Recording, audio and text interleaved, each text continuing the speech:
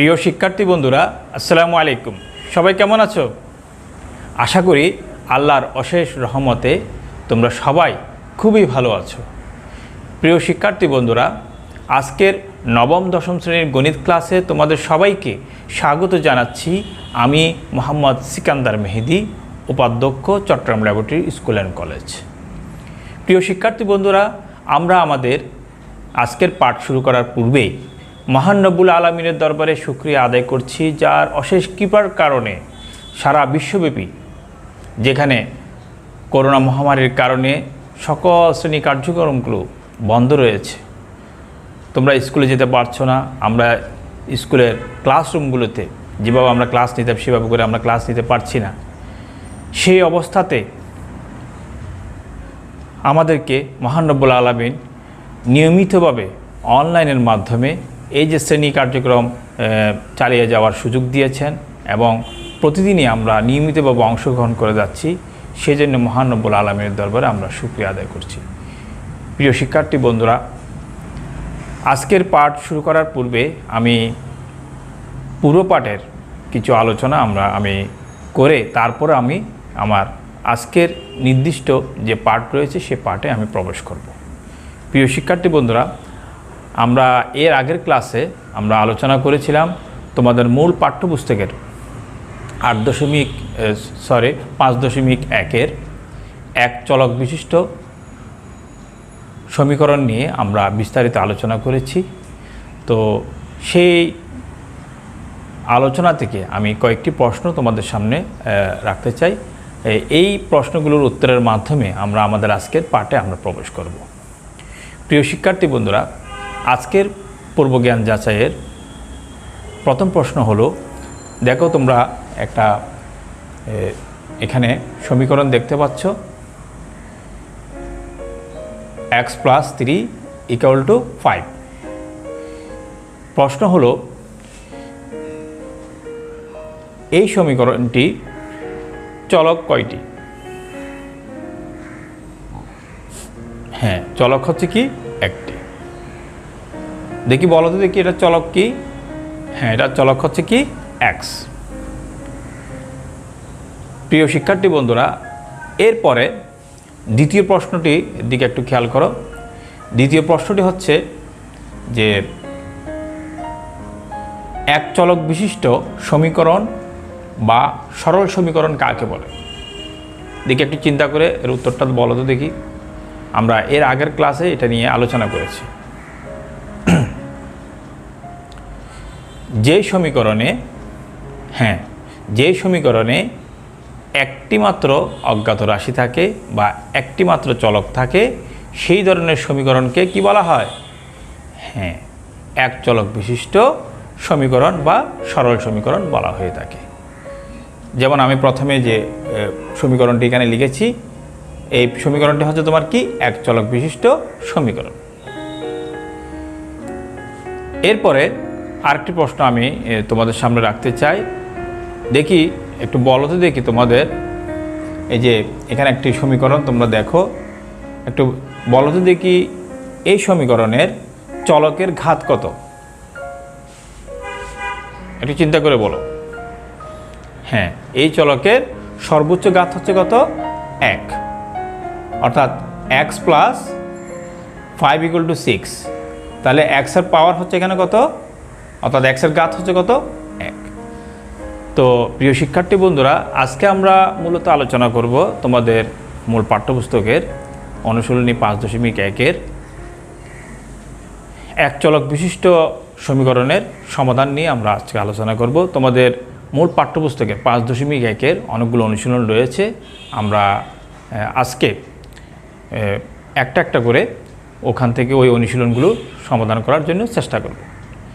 তো তোমাদের মূল পাঠ্যপুস্তক হাতে নাও, খাতা কলম নাও। ক্লাসের শুরু থেকে শেষ পর্যন্ত তোমরা সবাই মনোযোগ সহকারে ক্লাসে অংশগ্রহণ করবে। যেহেতু এটা ভিডিও ক্লাস, কোনো বিষয় যদি বুঝতে সমস্যা হয় টেনে না দিয়ে এটা বারবার রিপ্লের মাধ্যমে তোমরা কি করতে পারবে? এটা দেখার সুযোগ পাবে। আর তারপরে যদি কোনো বিষয় যদি তোমাদের বুঝতে সমস্যা হয় তোমরা ইনবক্স করবে। আর এই ক্লাসগুলো আমরা আমাদের ইউটিউব চ্যানেল সিকান্দার মেহেদি একাডেমি, ওখানে আমরা আপলোড দিয়ে থাকি। ওখান থেকে আমাদের যে ফেসবুক আইডি রয়েছে সিকান্দার মেহেদি এবং ফেসবুক পেজ রয়েছে সিকান্দার মেহেদি একাডেমি এবং হোয়াটসঅ্যাপ সহ বিভিন্ন গ্রুপে, মেসেঞ্জার গ্রুপ সহ বিভিন্ন গ্রুপে আমাদের এই ক্লাসগুলো আপলোড হয়ে থাকে এবং আমাদের শিক্ষার্থীরা, আমাদের প্রিয় শিক্ষার্থীরা এই ক্লাসগুলো তাদের বিভিন্ন আইডিতে তারা শেয়ার করে থাকে। তো তোমরাও যারা এই ভিডিও ক্লাসটি এখন দেখছো, আশা করি তোমরা তোমাদের বন্ধুবান্ধব যারা আছে তাদের মাঝে এটা শেয়ার করে দেবে। এবং আমাদের যে চ্যানেলটি রয়েছে, যারা এখনও পর্যন্ত সাবস্ক্রাইব করো নাই, তোমরা সাবস্ক্রাইব করে নেবে এবং ওখানে যে বেল বাটনটি রয়েছে, বেল বাটনটি টিপ দিয়ে রাখবে, যাতে করে আমরা যখন কোনো ক্লাস আপলোড দিই সঙ্গে সঙ্গে তোমার কাছে চলে যায়। তো আসো আর দেরি না করে আমরা আমাদের পাঠে প্রবেশ করি।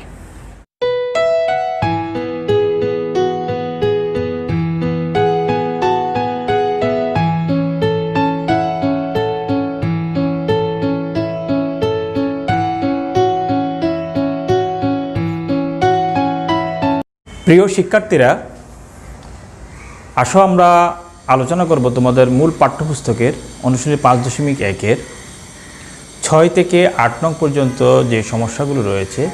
আজকে এই সমস্যাগুলো আমরা একটি একটি করে সমাধান করব। তো আশা করি ক্লাসের শুরু থেকে শেষ পর্যন্ত তোমরা মনোযোগ সহকারে অংশগ্রহণ করবে। আসো আমরা প্রথমে 6 নং অঙ্কটি সমাধান করি।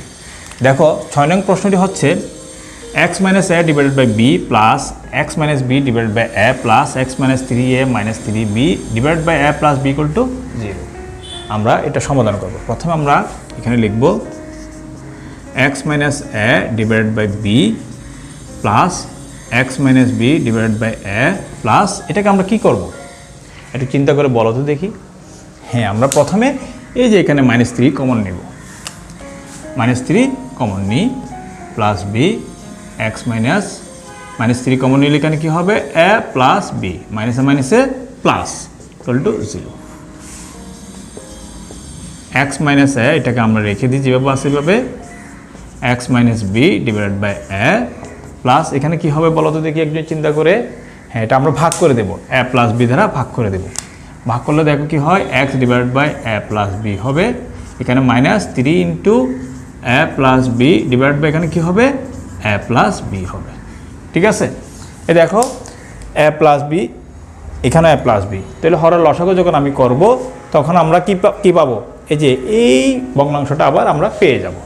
তাহলে আসো আমরা এখন করি x plus a divided by b plus x - b divided by a plus এটা যেভাবে সেভাবে রেখে দিই a প্লাস b, এখানে কি হয়ে যাবে ভাগ গিয়ে a প্লাস b ভাগ গিয়ে এখানে কি থাকবে 3 থাকবে, তাহলে এটা কি হয়ে যাবে 0, এটা একটু 0 ছিল। এখন আমরা কি করব, এই যে -3টাকে কি করব এখানে ভাগ করে দেব, x - a divided by b plus x - b divided by a plus x - a plus b, sorry কি করব আমরা ভাগ করে দেব, x - a divided by b -1 plus x - b divided by a -1, এখানে কি হবে plus x divided by a plus b -1 equal to কি হবে 0 হবে। ঠিক আছে, দেখো -1 যোগ করলে কি হবে -3 পেয়ে যাব। তাহলে আমরা এখন ভগ্নাংশ যোগটা করে নিই। ভগ্নাংশ যোগ করলে আমরা কি এখানে কী পাবো, লসাগু হচ্ছে b x - a minus b, এটা আমরা ব্র্যাকেট দিলাম প্লাস এখানে লসাগু হচ্ছে তোমার কি a, তাহলে x মাইনাস এখানে -b - a, তাহলে সাজিয়ে লিখলে আমরা কী পাবো -a - b plus a plus b লসাগু x a প্লাস b দ্বারা -1কে গুণ করলে কী পাবো -a plus - b equal to 0। দেখো প্রত্যেকটি ভগ্নাংশের লব কি একই আমরা পেয়েছি। তাহলে আমাদেরকে এখন কী করতে হবে, পেছন থেকে একজন বলো তো দেখি কী করতে হবে। হ্যাঁ, আমরা কমন নেব। ঠিক আছে, এগুলোকে আমরা ব্র্যাকেট দিয়ে দিই, সবগুলোকে ব্র্যাকেট দিয়ে দিই। দেখো প্রত্যেকটির ভগ্নাংশ থেকে তোমার কি যাবে x - a - b কমন যাবে। তাহলে আমরা এটা কমনটা নিয়ে ফেলি, বা x - a - b কমন নিলে এখানে কি থাকে, তাইলে এখানে থাকে 1/b প্লাস এখানে থাকবে কি 1/a, এখানে থাকবে কি 1/a plus b equal to কত হবে 0 হবে। ঠিক আছে, আমরা এটা পেলাম। এখন বলো তো দেখি আমরা কি করব। হ্যাঁ, চলক বর্জিত রাশি যেটা আছে সেটাকে আমরা বাদ দিয়ে দেব। দেখো এখানে এটাতে চলক আছে, এটাতে কি নাই, চলক নেই। চলক যেহেতু নাই তাহলে এটা কি হবে না, এটা গ্রহণযোগ্য হবে না। তাহলে আমরা লিখব এখানে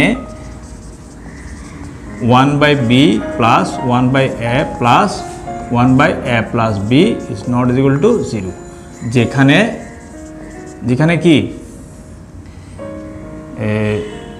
যেখানে x বর্জিত বা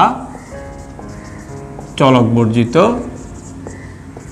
রাশি, ঠিক আছে, আমরা এটাকে ব্র্যাকেটে লিখে দিতে পারি চলক বর্জিত রাশি। আমরা এটাকে সুন্দর করে লিখি চলক বর্জিত রাশি। এটা হচ্ছে তোমার কি চলক বর্জিত রাশি বলে কি হলো, এটা ইজ নট ইকুয়াল টু 0। তাহলে গ্রহণযোগ্য হচ্ছে তোমার কি এটা। সুতরাং x minus a minus b equal to 0। তাহলে সুতরাং লিখতে পারি x ইকুয়াল টু পক্ষান্তর করলে কি হয়ে যাবে a প্লাস b। তাহলে নির্ণয় সমাধান x ইকুয়াল টু কি হবে a প্লাস b। এটা হচ্ছে তোমার কি 6 নং অঙ্কের সমাধান। তোমরা খাতায় তুলে নাও। প্রিয় শিক্ষার্থীরা, আসো আমরা 7 নং প্রশ্নটি সমাধান করি। দেখো 7 নং প্রশ্ন রয়েছে তোমার কি x minus a divide by a square minus b square equal to x minus b divide by b square minus a square. দেখি পেছনে তুমি বলো তো দেখি আমি প্রথমে কি করব, এক চিন্তা করে বলো। গুড, প্রথমে আমরা এখান থেকে মাইনাস কমন নিব। তুমি বলো তো মাইনাস কেন কমন নিব।